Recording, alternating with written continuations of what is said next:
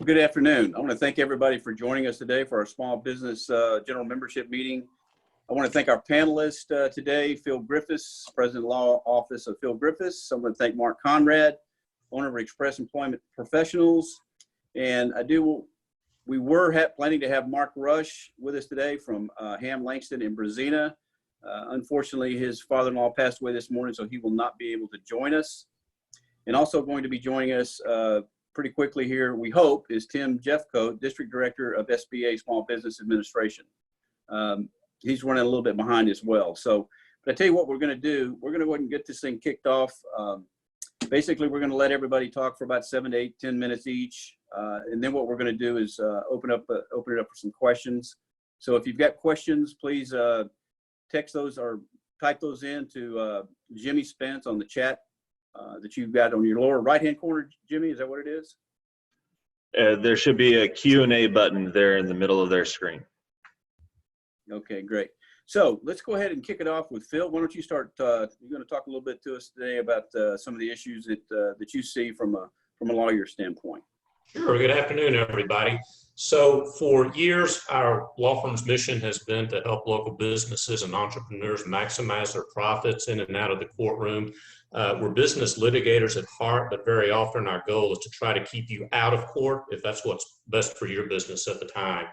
And keying off of that, what I really want to talk about today is collaboration and hopefully a coming together of the local business community to keep the people on this call and more broadly, all of us in the BAHEP community out of the courtroom and back in our businesses, helping our customers and clients. So Harris and Galveston County courts are still working their way through business disputes that arose out of Hurricane Harvey, which took place, almost 3 years ago. That was about a 5-day event that affected a large majority of the businesses in Southeast Texas. The current crisis is a multi-month worldwide event affecting a large majority of the businesses all over the world. Courts are going to be overwhelmed with lawsuits, and it's going to be very, very difficult to get a case to trial in the next few years. But at the same time, most of our problems, if not all of our problem, is cash flow, and that's going to be a major hurt point for all of us. Put simply, many businesses can't pay their vendors, their suppliers, their landlords, and you are all aware of the domino effect that's causing. For some businesses, litigation over these debts and contractual obligations that can't be met is going to be inevitable, but I think in many cases it doesn't have to be inevitable, and that's especially true if the disputes are among friends, as most of us on this call are. The goal is to at least make attempts to save your business, maybe save a client or a vendor's business, to refrain from litigation, to try to work things out and to use the opportunity to solidify, if not cement, your business relationships going forward. One of the tools that our firm has been successfully utilizing is what's called a business standstill agreement, which in its simplest form is just a written agreement where one party agrees to back down, not sue over a debt or dispute, and not start the parties down the long road towards litigation. If you look on our firm's website and do a search, you'll find a form for a model standstill agreement written by some very smart lawyers, or just give us a call and we'll email it to you. In one of these agreements, the party that's owed money or some obligation will typically agree to stand down and not file suit for some period of time. In return, the party that owes the money or the obligation will agree to do something in return, make reduced payments or something else of non-monetary value. The debtor could agree, for instance, to make payment as soon as it received its CARES Act funding and is able to pay rent and employees and therefore has freed up cash to pay you. It could agree to make reduced monthly payments for some period of time. You can get as creative with these things as your imagination allows. The debtor company, in return for this standstill, could agree to enter into a new long-term contract with you, or to direct referrals your way, or to give you 5-star Google reviews, or to give your company seminars in its field of expertise. The possibilities for these agreements are endless, and they're based kind of on the overriding theme of the person that owes the obligation saying, look, I want to pay you. I can't pay you, but I care about you. And I know my non-payment is hurting your business and I want to help. There's nothing that says that it has to be the debtor or the party in dire straits that proposes this. If I know one of my clients is hurting and can't pay me, but I want to preserve the relationship, I could reach out and suggest something like this. And what may happen is you may cement a business relationship for life. And if that client comes out of this intact, you'll probably see a return. I'm not a Pollyanna about this. It's not going to work in all cases, or maybe even in most cases. But most of us in this meeting know each other. And in my mind, this is the time for those of us that know each other and like each other and trust each other to help each other out and cement our relationships. So consider alternative arrangements to litigation. Keep yourself out of the courtroom and focus on making money and preserving your clients and preserving your sanity. Switching subjects in a major way. The next thing I want everybody to be aware of and cognizant of and thinking about are potential COVID-19 lawsuits against your business. Take them seriously. Unless the federal or state governments legislate immunity to businesses for COVID lawsuits, businesses will be the targets of lawsuits, and frankly, many of them could be legitimate. For instance, 1 in 5 Texas businesses do not carry workers' compensation insurance, which means that those businesses can be and will be and are being sued by employees claiming that they contracted the disease in the course and scope of their employment. Walmart is already fighting at least one of these. Customers, people that come onto your premises are suing businesses claiming they contracted the disease in the places of business. A class action lawsuit has just been filed against a major cruise line alleging this. If you think your business is too small to be a target for such a lawsuit, with all due respect, you're wrong. If you think that it would be impossible for somebody to prove they contracted the disease at your place of business, again, with due respect, you're wrong. You need to think through it more clearly than that, because this will happen. Take the threat seriously. Pull out your liability insurance and your workers' comp policies and talk to your insurance agent or whoever you deal with those things about whether you're covered for these potentialities. You need that in place, and you need to be thinking about it if the time comes.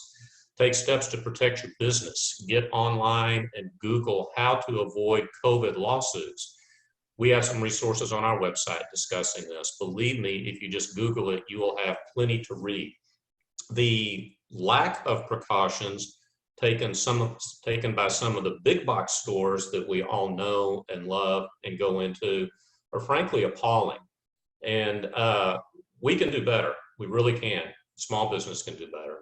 Precautions aren't going to guarantee you freedom against COVID suits, but you can prepare yourself for one and be in a position to tell a future court or jury, look, we did everything reasonable to protect our employees and our customers, and we should not be held liable. So take these potential claims seriously, be proactive. Personally and professionally, our firm is fine, family's fine, and we look forward to helping you work through this. And most of all, we look forward to seeing you all in person very soon. Okay, thanks a lot, Phil. I really liked the first part of your comments about the standstill and people working together. Man, I think that's a great idea, and that's really something that we need to focus on, because we're all in this together. We are friends, and we need to try to work these kind of situations out. So thank you so much. I just saw that Tim Jeffcoat just joined us. Tim, thanks for joining us. What we're going to do now is let Mark Conrad from Express Employment Professionals say a few words, and then we're going to ask Tim to chime in a few minutes as well. So Mark, go ahead. All right, perfect. Thanks, Bob. I'll highlight maybe kind of a general overview that is on everybody's mind. It's on most of the news stations that exist as it relates to the state of employment or unemployment.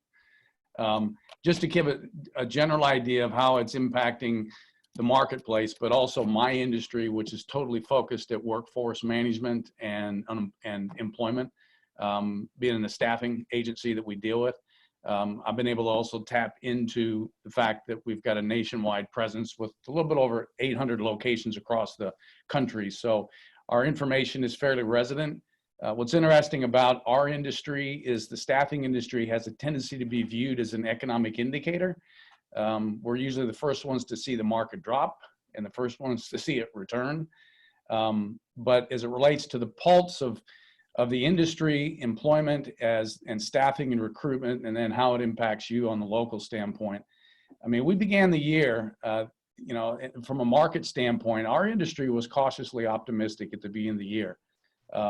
70% of the industry predicted solid increases again this year, and that was off the back of a 4% market growth last year that was pretty significant. The top challenges we were all dealing with was people acquisitions, finding talent, finding people, engagement, which was keeping people and the ones that we had. The talent shortage and the low unemployment that we were dealing with was unprecedented. Well, some would say we don't have that problem anymore. But I guess what we're seeing is, do we? The staffing and recruiting industry is expecting to see about a 21% drop in revenues for 2020. The unemployment rate right now is expected to peak 25%. Unemployment by next month will be the highest unemployment figure since the Great Depression. We shedded 20 million jobs in April, with most recent reports bringing unemployment tally to about 36 million people. So from our industry standpoint, though, optimism is strong.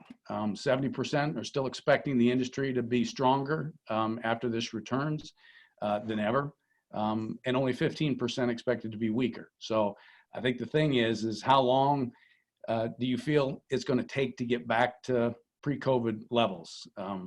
Some pundits are saying employment levels we won't see that until September, start coming back. Some saying we're looking at a year and a half to 2 years. Some saying it's going to be the end of the decade. Now, from a local standpoint, it's been interesting to kind of watch things develop. Like all major downturns, we usually see it coming.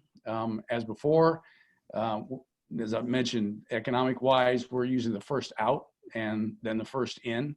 So when we start hiring, that's usually an indicator on a preview side of what to expect that everyone else will start as well. This was no different, except it was at Mach speed. I know last recession in 08, we had at least a quarter of a lead to fall. And while this is yet to be coined a recession, the downturn happened probably more like a hurricane, where the impact was much quicker, except not days, but in weeks. But like Hurricane Harvey, it's been the longest hurricane, maybe 10 times worse. Kind of feels like the eye of the hurricane just sat on top of us for well over a month. Many essential businesses stayed active, keeping people employed. Although many of the office and back office moved remote. If you've learned how to operate remotely like many other companies, I think, Phil, you'd mentioned that it may have pushed us forward 10 to 15 years technologically as it relates to the workforce, and I think we're gonna see that. We saw a lot of furloughs and layoffs of our temporary associates, but also moved into the core staff that employees or employers had. Some businesses completely shut down. I saw a number of businesses repurpose themselves. Interesting to see the flexibility and the ingenuity of many businesses that evolved to keep going, reshifting what they did and how they did it. Some creating new and provided, that may have provided a Band-Aid and to keep people working. Others have found some unique opportunities for product or services that they may stay long-term in some of those areas. Everybody's familiar with the cars to ventilators stories that have happened, or the restaurants that move from dine-in to, from dine-in to dine-out. But we've had some things that's been unique. We've had a Clear Lake industrial plastics machine company that reset their production lines to start making sneeze guards for offices and retail customers and hospital reception areas. So their business has been active. Local disaster recovery company in Pearland that shifted from recovery to prevention services, doing commercial and residential deep cleaning and disinfecting services. And then a manufacturer that's not too far from us that went from boat cleaning chemicals, they shifted to making hand sanitizers. So it's been an interesting shift locally of what's actually began to develop. Now, returning to work and some of the key issues of returning to work. Well, when to return, how to return, who returns, who can return, who will return. Obviously, it's going to be unique to each business. But I'll give you a quick look at some of the issues that we're seeing our customers in the market have, and to be aware of some of these, of how they may be affecting your plans.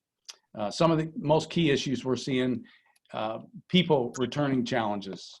It may not be as easy as what we'd hoped. Now, are you returning old employees? Or are you finding new? Most likely, you're probably going to do a combination of both, but expect the unexpected. The impact of the unemployment benefits. One of the unintended impacts is the federal's involvement with the additional $600 that's been given per week for an employee if they're out. Now, clearly unemployment isn't near what the pay scale would have been that if they'd have stayed working. But if it is your employees, guidance shows that those were worried about their impact of the PPP and those that kept them or those that let them go. There's been some interim rules that may exclude an employee on the loan forgiveness calculations of bringing that employee back if they refuse to turn to work. But believe it or not, we're actually finding employers that are recognizing that people are deciding not to return. And some of the things is keeping communication up, talking to them, because it actually may impact their unemployment if that's the case. If it's a new employee, that's where it's beginning to be a little shifty, particularly as it depends on the wage that's there. Getting people to accept offers is becoming a bit of a struggle. And this is having a big impact on some of the employment returns. They're getting paid more for staying home than they are actually going back to work. Childcare has become a new challenge that many people are having. Their concerns of safety and comfort are mixed, and there may be a need for flexibility. Maintaining or returning to the expected headcounts to mean the loan forgiveness requirements on the PPP has been an area that many have visited with. If they did furlough or lay people off. One thing that we've seen, though, is people are not returning in as quickly as I think that many people had intended to. They've used the time to reevaluate and look for something else, believe it or not. Recent surveys know that 2/3 of the workers are remote workers, and some are looking to do that someplace else. Also, from your own standpoint, is as an option for your business.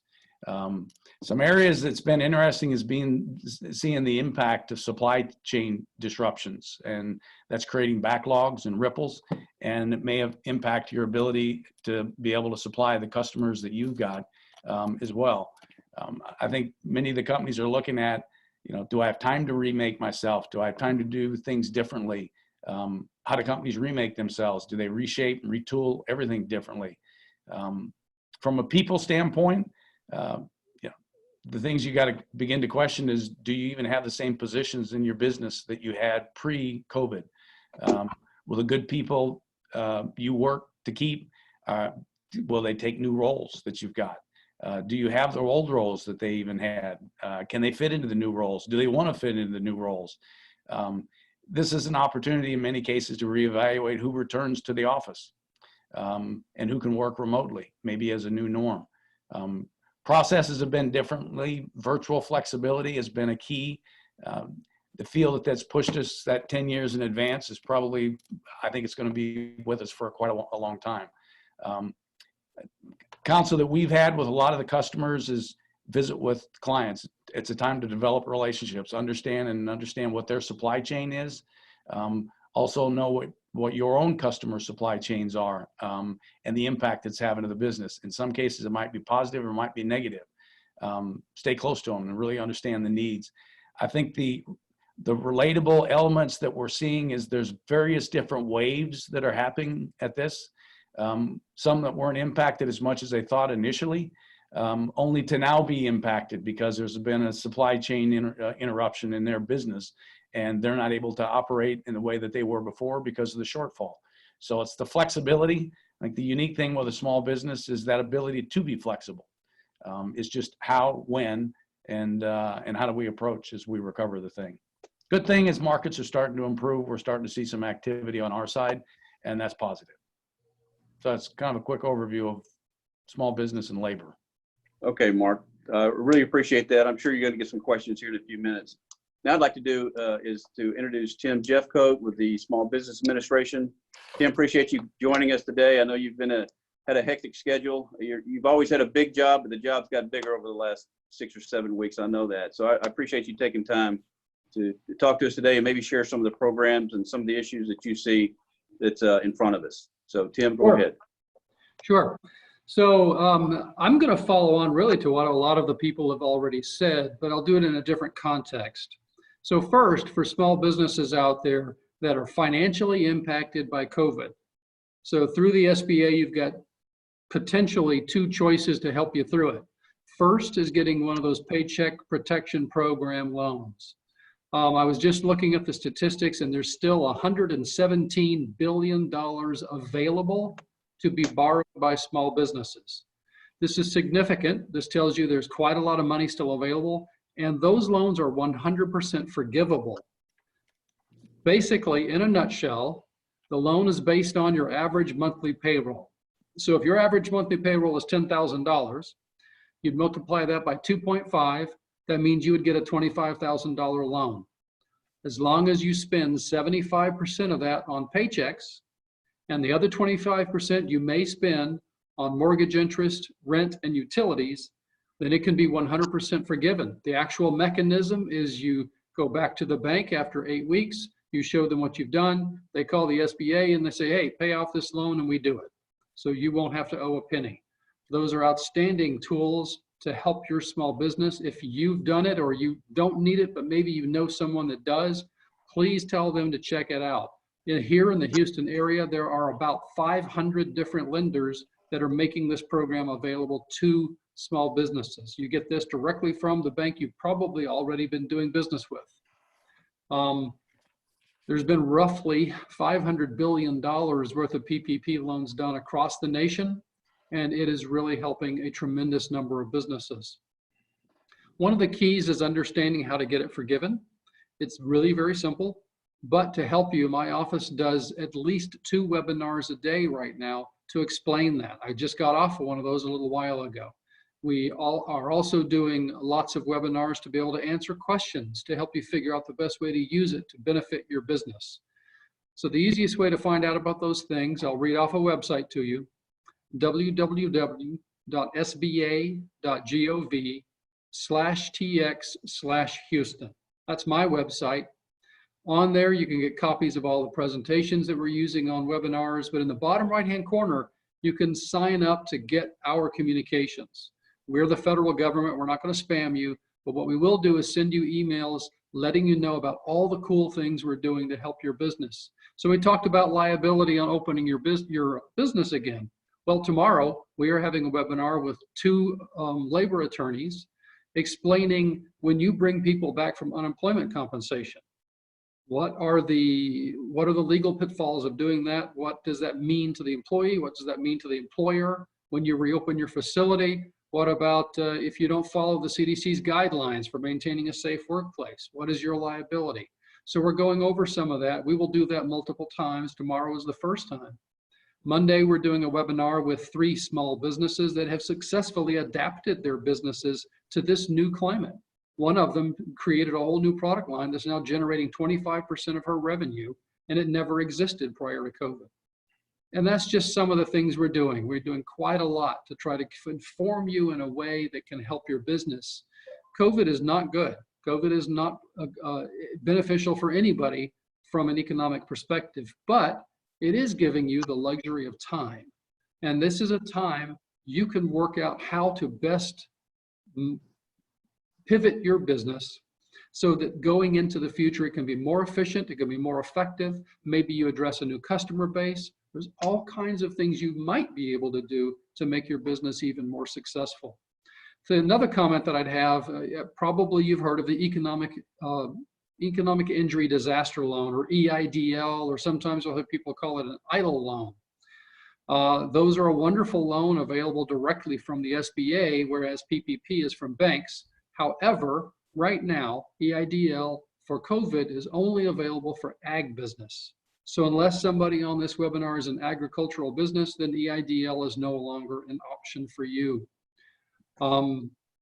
Last comment, Bob, and then I'll turn it back to you, is here in the Houston area. So my district is the 32 counties that surrounds Houston. And in that area, we've got about 250 consultants that are available to you completely free to help you navigate the COVID economic disaster. That could be helping you with a PPP loan. That could be helping you with how to stay more relevant to the customers that you aren't seeing very much anymore. That could be planning for 12 months from now when you want to be a strong, vibrant business that's not affected by COVID. So we have those folks available for you. They are completely free and they are very good. Back to you, Bob. Okay, Tim, thanks a lot. Okay, so your comments generated two questions that I have in my mind. I'm gonna be a little bit selfish here. One is the PPP with the extra $100+ billion there. Obviously, the 501c6s like BAHEP, like our chambers, aren't able to apply for that. That's with correct. the new round of money that the House is going to be voting on tomorrow, it's I don't know, several thousand pages, which I unfortunately hadn't had a chance to read. Do you know if the 501c6s have been included? I do not know. I usually make a practice of following what's going on in Congress that could affect me. But honestly, we are spending all of our time helping the small businesses in Houston adapt and cope to this. And it just leaves us very little time to monitor what's going on. So I at the moment, am relying on our folks in Washington, my agency's leadership, to let us know what's coming that we need to be aware of. And that I have not heard anything about. Okay, I know it's, like I said, like several thousand pages. Okay, so the other thing that caught my ear was the EIDL loans. I was under the impression if you had applied for an EIDL loan prior to the change for the agriculture, that you're still in the pipeline. They're just not accepting anything other than agricultural now. So based on what you said, okay, so people like myself, we're still in the pipeline to receive the money. It's just you're not accepting anything other than agriculture now. That is correct. That is correct. And thank you for clarifying that. Yeah, if you had already applied for EIDL, then something is going to happen. The only question is, when will it happen? And we have actually implemented some automated tools now. So what you might get is an email that says, okay, you're approved for this amount of money. Slide the bar up and down for however much you want. Click submit. And then we'll come back to you with a promissory note that you sign, and then the SBA starts dispersing funds. So we're trying to make it a more streamlined process. EIDL, it's a wonderful tool for businesses that have been affected by disaster, but it's also a work-intensive tool. So it takes an experienced SBA loan agent to work on your financial statements and some other things. So we're trying to get it to a point where it can be something a lot more automated and simple to get as much relief to small businesses as fast as we can. But yes, if you have already applied, then you should be in good shape. Okay. Okay. So for the ones that are on the meeting today that don't understand the EIDL loan is up to small business can apply, and it's a 30-year loan that you don't have to start paying back for a year. And for nonprofits like myself, I think the interest rate is like 2.8%. For a small business, it's like 3.25%. So even though you're not eligible to submit applications now, I think the small businesses need to keep that in mind, because it's a tremendous opportunity for you. So with that, what I'm going to do now is I'm going to kind of turn it over to Jimmy and let Jimmy ask some of the questions. And anybody on the panel is eligible to answer these questions. So Jimmy, go ahead. You got a few questions? Yeah, so start with, this has to do with planning. The pandemic has taught us the importance of having a crisis plan. What advice do you have for preparing one based on what you've learned during the pandemic? That can go for any of the panelists. Take a shot. I think just what I was told about doing these things, that anytime you do something like this, a crisis plan, thing one, find a time to do it. find a quiet room, shut off your phones, order room service, and spend that period of time doing nothing but that. Really devote time to it rather than make it an afterthought. If you don't have a start or a framework for a crisis plan, again, I think the easiest place is Google. If you are a grocery store, locate your trade association for grocery stores, see what crisis plans larger, more sophisticated businesses have put into effect. Use them, cut and paste them, copy them. And if you're judged down the line, at least in my world, by a jury, the typical question is going to be, did you take reasonable steps to avert whatever crisis you are being criticized for somehow not averting? And your best defense to that is to, in the grocery store instance, is to say, look, we sat down, we devoted a day meeting over this. We gathered resources from trade association and larger grocery stores. We documented them, we talked with them, we implemented them. We even took one or two additional steps that they didn't take just because we wanted to go all and above. So you want something solid to hang your hat on down the line if you're judged sometime down the line about your crisis plan. So my comments are, one, think through it, devote time to it, start with a good source, implement what you can, think through each, and even try to add some things to be able to say we went over and above what was reasonable in our situation. Yeah, I'll highlight some things that's related to it. I mean, I guess I look back at the hurricanes. That was a big topic of issues after the storms happened. Even in the small business committee, we spent some time doing it. Problem is with time builds people forgetting about it, and we go away from it. And it was a big topic of issues for the first year after it. But then it kind of fell itself away. I know from my standpoint, it was repicking up some old stuff that we had created. They were pretty simple. If you just keep it simple, the 3 blocks that we utilized was reduce immediately, cut cost, reach out to creditors. I mean, some of the simple things to look at. The second thing was figure out how to stabilize. You know, once the reduce and the stabilizing, that was the biggest heart rate that went through the whole deal. But then we went quickly into moving to growth. How do we maintain? How do we think differently? How do we actually adjust to the business, the new environment that we're in? So it was those simple 3 things that we used: was reduce, stabilize, and then figure out how to grow. Good job. That's great. Thanks, Mark. All right. I have a question here from the audience. Some companies have received or qualified for PPP loans and have a fear that they will receive additional scrutiny or auditing from the IRS as a result. Is that a valid concern that they should have? I mean, should companies question whether to receive and use those funds from PPP? Yeah, that's a really good question. That's very timely. So there's been a lot of press about those businesses that are publicly traded. They have significant liquidity. They have multiple options on how to cope with this disaster, yet they applied for a PPP loan. We've all heard some of those names in the press. That's prompted SBA and Treasury to declare that if you are getting a PPP loan, $2 million or more, then you will most likely be audited. Let's talk about that for a minute. What does that mean, a $2 million PPP loan? That means you probably have at least 200 employees earning $500,000, excuse me, $50,000 each per year. That's quite a significant company.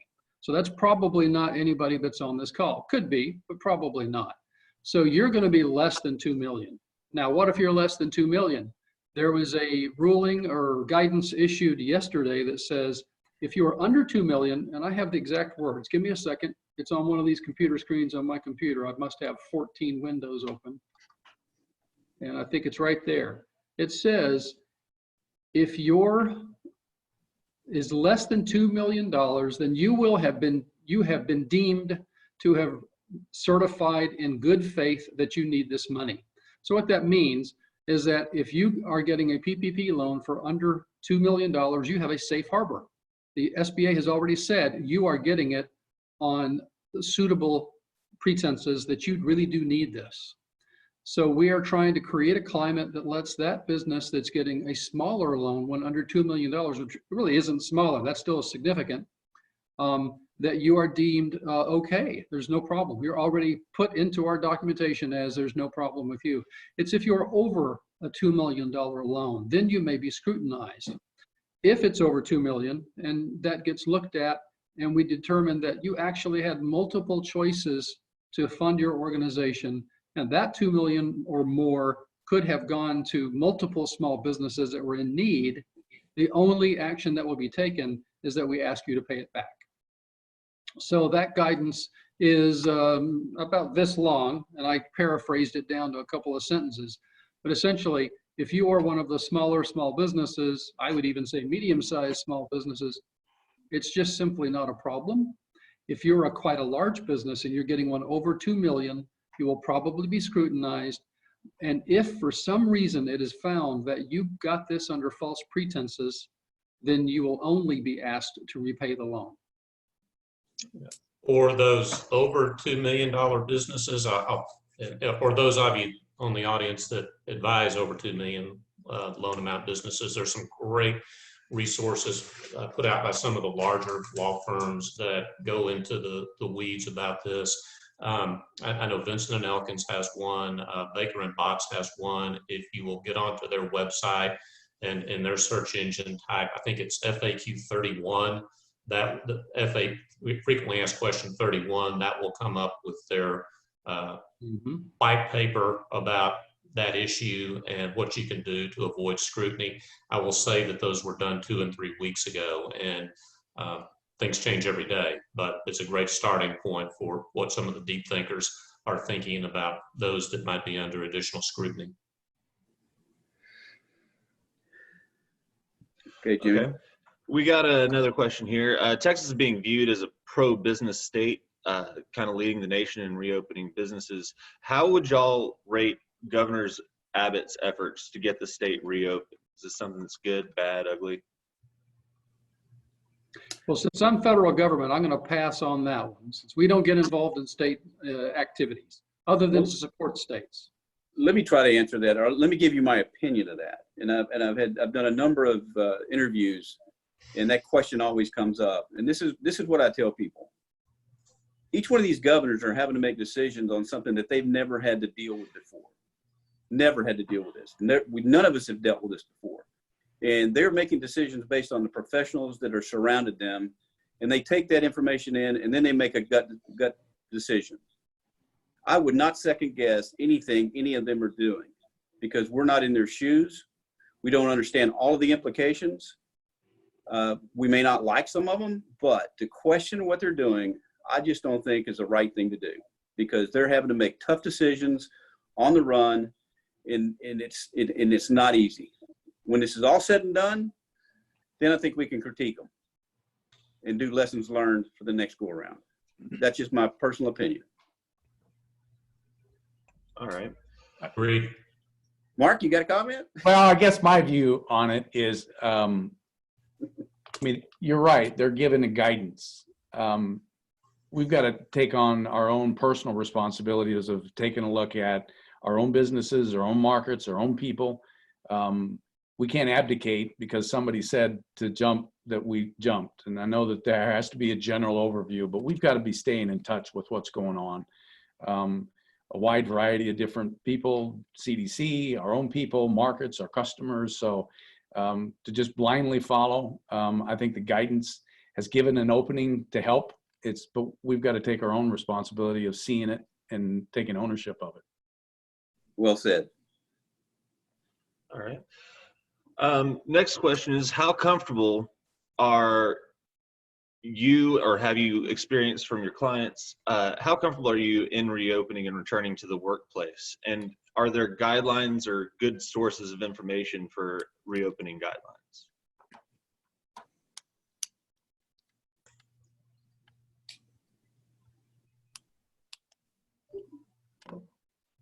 Well, I'll say a few words. So what I've been doing is plagiarizing multiple documents that come out, everything from ADP to the governor's office to different employment personnel agencies, Mark. And I've just been plagiarizing and cherry picking what I think best suits our organization.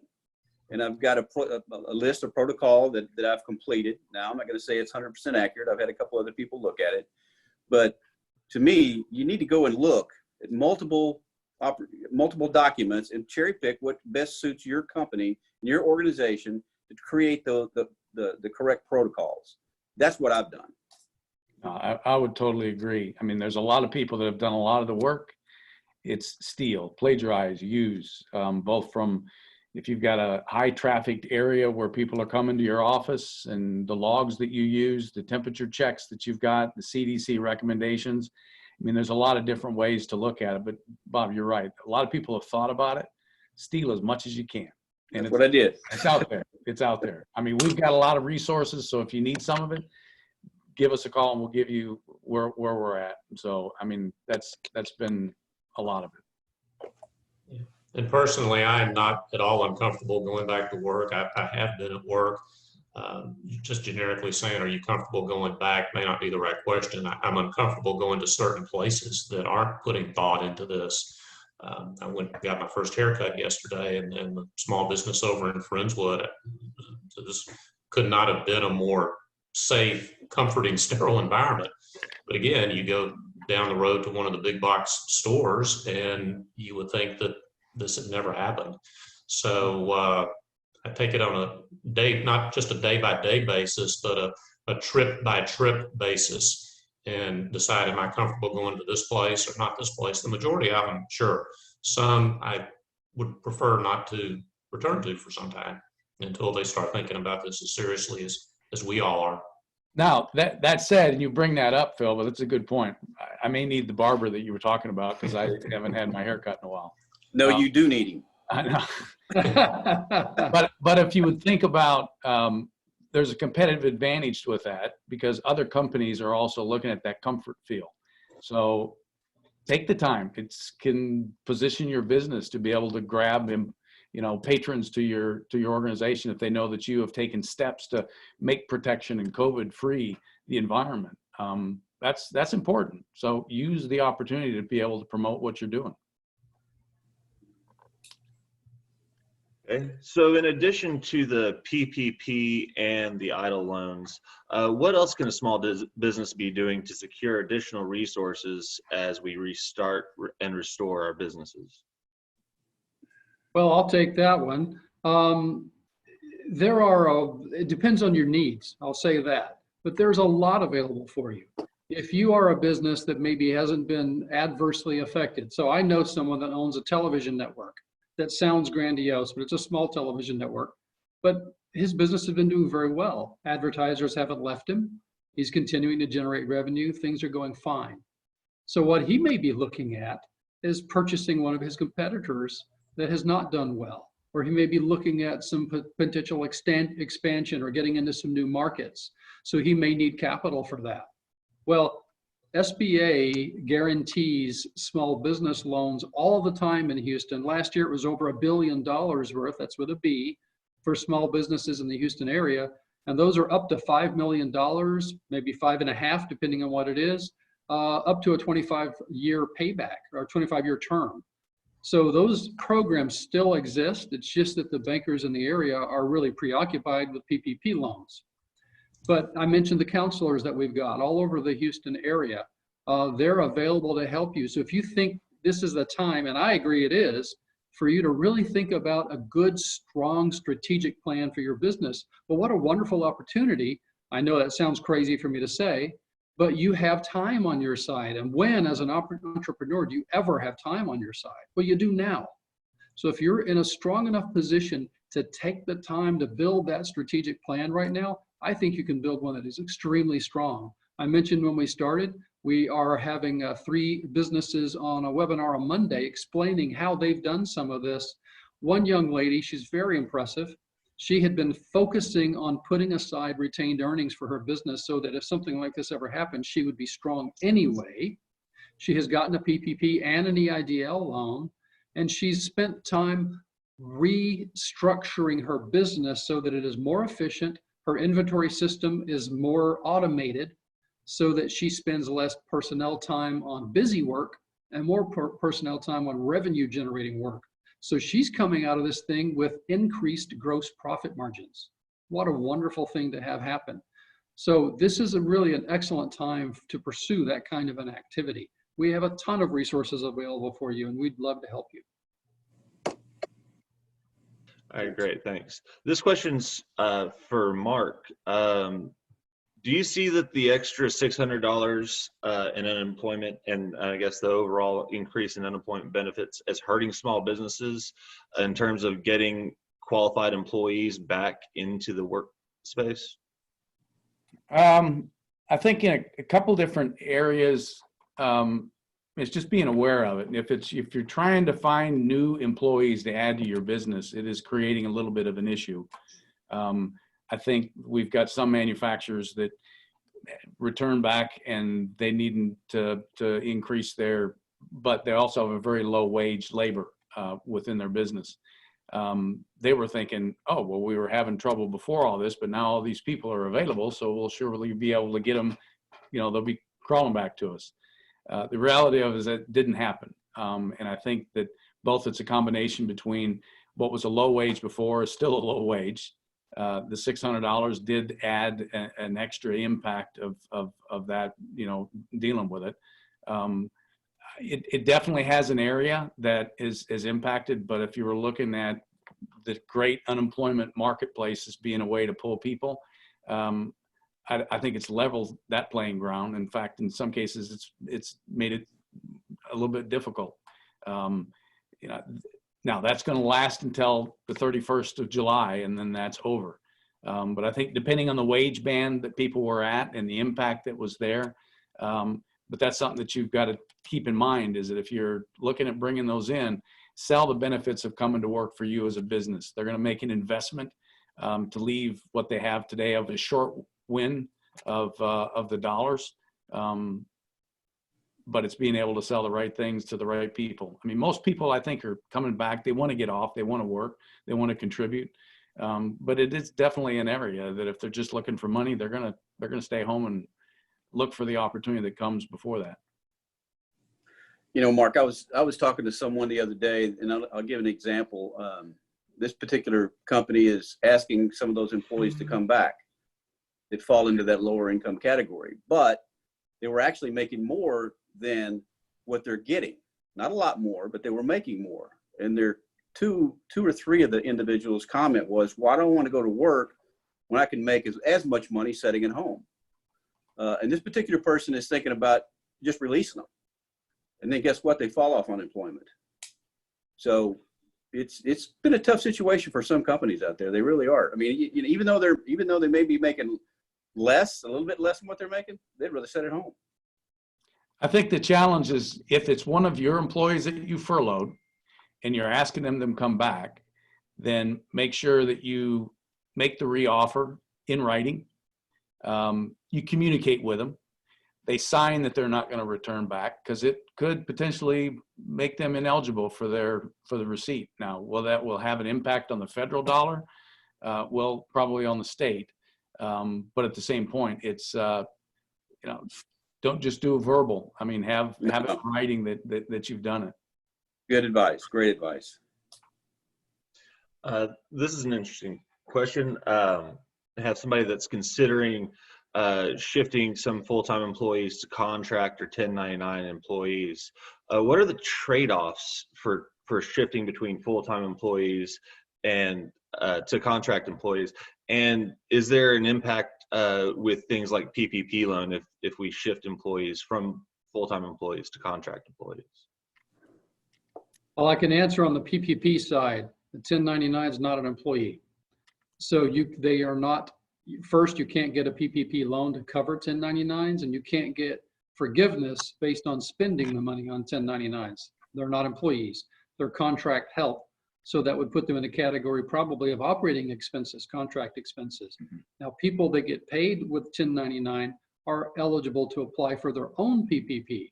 So they can get their own PPP, and there's a lot of them doing it. So that's a possibility. Now, I'll leave to people like Phil or maybe Mark to talk about the pros and cons of having 1099s versus W-2s. That's a pretty big topic. As it relates to whether or not it applies or is eligible for the 1099s, I think that, that's been an area that's been some confusion. There are some tests that you can look at to see if you're telling people what time to show up, you're supervising them, that's not a contractor, then you're just trying to slide by the payment of putting them on as an employee. Now, whether you use on contract basis or use an agency or a staffing agency, that a little bit depends on your business as a model. Staffing can be abused and it can be used correctly. So it's a case of looking at the business aspect. I know that typically we oftentimes see during cautious, optimistic environments or uncertainty, the staffing industry has a tendency to be the first ones asked to help support the return of the worker, because if they have to shut it off, it's an easy shut off. And it starts traditionally in that contract, that temporary side that moves then to permanent side. We're the first ones to be out the door in the beginning because they want to shed that cost as quick as they can, but we're often the first ones to return. It has been interesting. We have seen some cases with customers is that they've struggled at finding employees that they wanted to be able to meet their PPP requirement of headcount.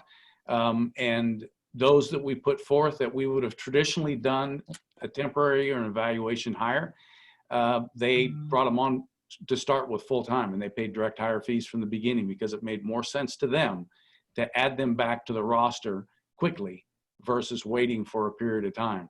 So it just depends on where you're at in business. So there's a couple different ways to look at that. We helped them both ways. So. Okay. And we're coming in on the end of our meeting here, and I have a specific question for Tim Jeffcoat regarding the resources that you mentioned earlier. You were talking about some of the webinars that you had attended, and I also have a question about finding the forms and guidance going that are going to be used for PPP forgiveness. Where can people find that information? Where's a good source for that? Sure. Go to my website, rather than write this down, the easy way is just Google SBA Houston. Should be the first link, the first hit, but the website is www.sba.gov/TX for Texas /Houston. Go to that website. The very first big thing on the website is called Business Resources. A category under there is Coronavirus. There you will see the forgiveness presentation. If you get that forgiveness presentation, it shows you the links exactly to the guidance that we talk about in those forgiveness webinars. It gives you phone numbers for all of the resources in the area, the consultants that I mentioned that can help you. There's just a wealth of information there. Also has contact info for my office. Don't hesitate to contact us. We are very happy to help you, and we'll help you any way we can. But that's what you want to do. Also on that part with coronavirus resources, there's a schedule of webinars. Right now, it might not have every single webinar we're doing. That's why you also want to go to the bottom right-hand corner of the page and sign up for our email updates. Every time we do anything that could affect your business, we send you an email so that you know about it. So that's what you want to do. Go to the SBA Houston website, just Google SBA Houston, and it's all right there. Thank you, Tim. Okay, so I want to thank everybody. I want to thank all of our panelists, Tim, Mark, Phil. Thank you so much for spending time with us today. I thought it was a ton of information. I think our small business are going to benefit a great deal from this. So I want to thank all of you guys for participating. Jimmy, thank you for all the technology savvy you've got. And I want to thank all of our attendees that were listening today. So thank you so much. Enjoy the rest of the day, and we're going to sign off. Thank you. Thanks. Bye.